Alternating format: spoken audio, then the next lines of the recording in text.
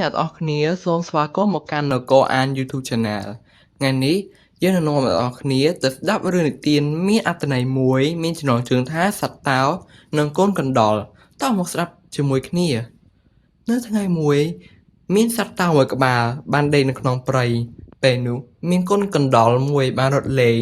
ហើយក៏លោតប៉ះសត្វតោបានភ្ញាក់ឡើងនិងស្រែករយ៉ាងខ្លាំងខ្ញុំសុំទោសណាសត្វតោកុំស៊ីខ្ញុំអីកណ្ដុរស្រែកអង្វរឯងធ្វើឲ្យខ្ញុំភ្ញាក់សត្វតោនិយាយដោយសំឡេងខឹងលឺសត្វតោបើអ្នកដោះលែងខ្ញុំនឹងអាចជួយអ្នកនៅថ្ងៃណាមួយ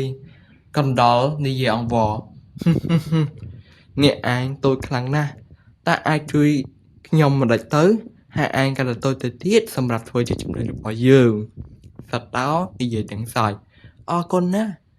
សត្វកណ្ដុរនិយាយរួចក៏វារត់ចេញយ៉ាងលឿនពី3ថ្ងៃក្រោយមកកូនកណ្ដុរក៏បានឮតោស្រែករំពងពេញត្រីកណ្ដុរតូចក៏បានរត់ឆ្លោះទៅរកសំឡេងវាក៏បានឃើញតោចូលអន្ទាក់ដ៏ធំមួយខ្ញុំនឹងជួយឯងសត្វតោកូនកណ្ដុរនិយាយសត្វតោព្យាយាមសើចនឹងសម្ដីកូនកណ្ដុរប៉ុន្តែវាពិបាកចិត្តណាស់សត្វកណ្ដុរក៏ចាប់ផ្ដើមខាំកកេរខ្សែអន្ទាក់បន្តិចក្រោយមកសត្វតោក៏បានរួចពីអន្ទាក់និងមានសេរីភាពឡើងវិញខ្ញុំមិនដែលគិតសោះថា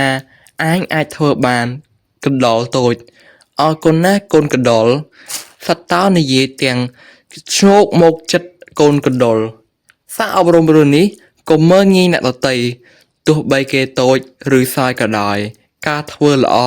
តែងតែមានផលវិជ្ជមានមកវិញសូមអរគុណដែលបានស្ដាប់រឿងសត្វតោនិងកូនកណ្ដុរជាមួយយើង